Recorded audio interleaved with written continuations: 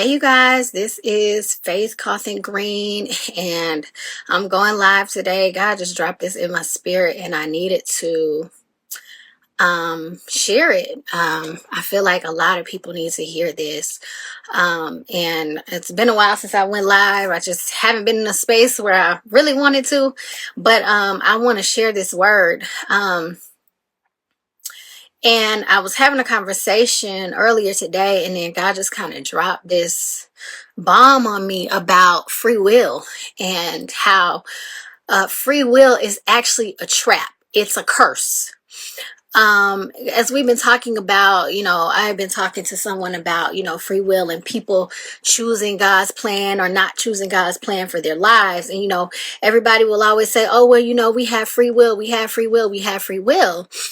And God brought this. I've been studying Genesis a lot, and I've been teaching about Genesis a lot, specifically Adam and Eve, as God has called me to highlight and try to take us back to the origins of who he created us to be and how he created us to operate. And so I've been studying Genesis a lot to study his original design of things before people came in and added their own understandings and their own false truths and their own false perceptions to what God is, who God is, and how he desires for us to move. And so he took me back to the garden. This is in Genesis chapter 3, where it talks about the fall of man and how the tree of knowledge of good and evil. So Adam and Eve basically get in trouble with God because he's told them they can eat of any tree in the garden except for the tree of knowledge of good and evil. And of course, if you've read the passage in the Bible, you know that the serpent comes in and he deceives Eve into believing that what God said to her about if she ate from the tree was not the truth. And so she eats from the tree, and then she gives fruit to Adam to eat from the tree. And as a result of that, they get kicked out of the Garden of Eden, the place where God had prepared for them. And so what God was showing me is that free will is actually a result of that decision that they made not to follow his instructions. So when you think of knowledge, right? The tree of knowledge of good and evil. So we were never designed to have to make the decision about what was good and what is evil. We were never designed to have to do that. That's why God only wanted them to eat from the tree of life, not from the tree of knowledge. So when they ate from the tree of knowledge, my God, watch this. That's when he said, you will surely die. Why? Because you surely are going to fall short because you cannot discern what is actually good and what is actually evil. Only I know what is actually good and what is actually evil. So I'm going to take you to some biblical reference to help you understand that. So Proverbs 14:12 says, there's a way which seems right to a person, but its end is the way of death. So here we are. God is saying, don't eat from that tree over there because you will surely die. So literally, you've taken on the burden of trying to determine what is good and what is evil for your life by choosing free will instead of choosing God's will. See, when you choose free will and you don't choose his will, then you've rejected his will. See, it requires you to carry the burden of knowing what is good and what is evil for yourself. But when you choose God's will, then you don't have to deal with the consequences of the choices that you've made based on your incorrect perception of what is good and what is evil. I'm going to give you another scriptural reference. Jeremiah chapter 17 verses 9 and 10 says, the heart is more deceitful than all else and is desperately sick. Who can understand it? I, the Lord, search the heart. I test the mind to give to each person according to his ways, according to the results of his deeds. So here it is again. He's like, look, y'all don't know what is good and what is evil. Only I know. So God was trying to protect Adam and Eve from death. Because he's like, hey, you're surely going to die, because at some point you're going to make the wrong decision about what is good and what is evil, and it's going to lead you to death, whether that's spiritual death, whether it's emotional death, whether it's physical death, whether it's eternal death, whatever that is, it's going to lead you into sin, and the wages of sin is death. So free will is a trap of the enemy. It's a curse. It requires you to carry the burden of knowing what is good and evil. And guess what? You cannot even know what is good and evil. The only person that knows what is actually good and what is actually evil is God himself. And let me help you with this. The thing that's good for one person might be evil for another, and vice versa. So it's not a one size fits all scenario. You cannot take rules and apply them to everybody and think that that's going to work, because God made all of us uniquely different for a reason. So here it is. They've taken on the knowledge, the burden of knowing, of trying to figure out what is good and what is evil. So watch this. Matthew 11:28-30 says, come to me all who are weary and burdened, and I will give you rest. Why? Because you're carrying the burden of knowing what is good and what is evil, and you're failing at it desperately. That's why it's heavy.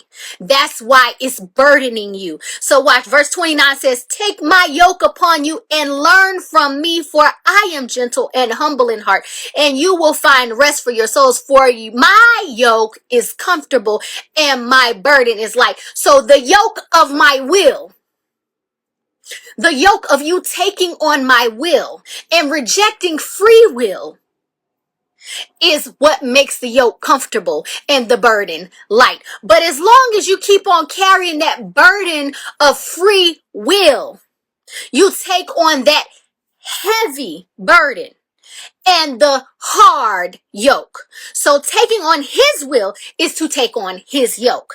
Your yoke is hard and your burden is heavy because you've chosen free will instead of his will. They are not the same.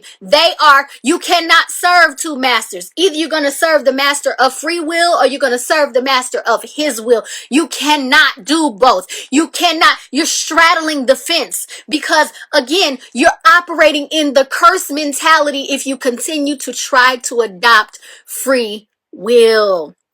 Free will is contrary to his will. So all of y'all out there talking about, oh, I got free will, I got free will, I got free will. Free will is the path to death. Just like eating from the tree of knowledge of good and evil was the path to death. Because you're not equipped to know what is actually good and what is actually evil for you.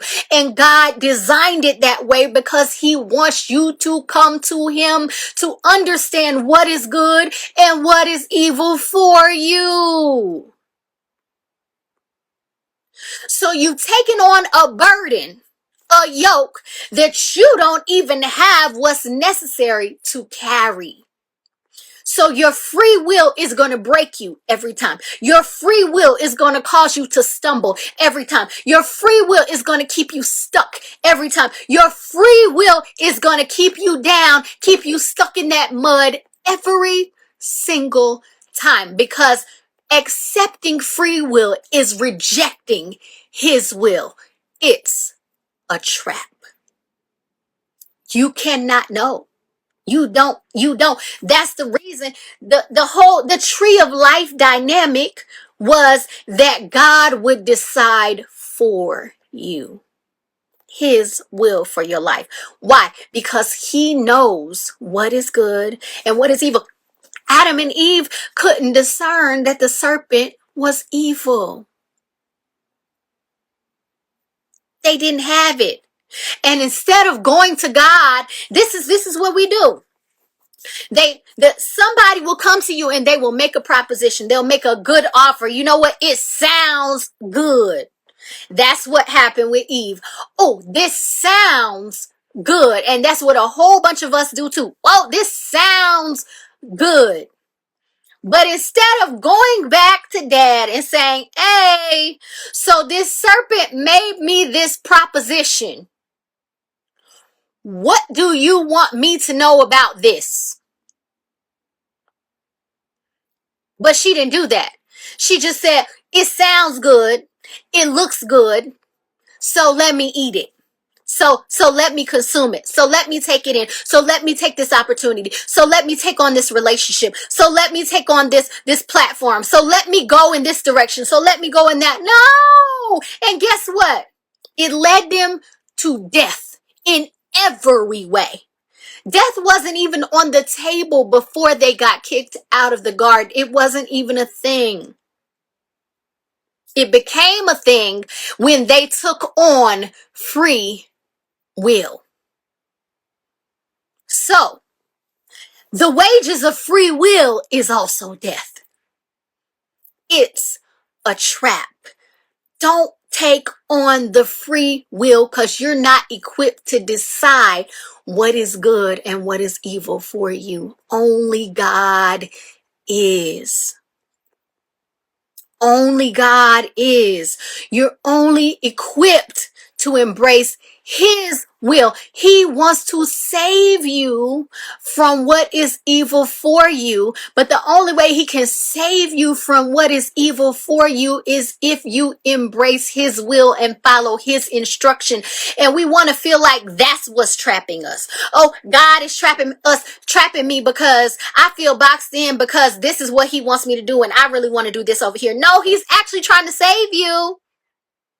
Because He knows that this thing over here that you want to do is actually evil for you. And the thing that you don't want to do, that He wants you to do, is actually good for you. No, He's not trying to box you in. He's trying to protect you. He is trying to save you from your own foolish self, from your own lack of wisdom.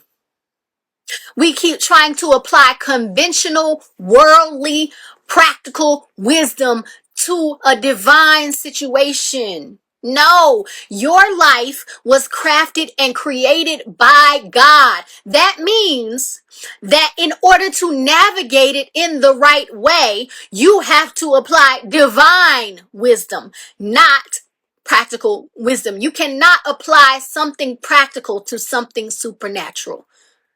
They don't align. It's a trap. And all of y'all falling into the hole. Save yourself. Don't fall into the trap. That's the word. That's the word.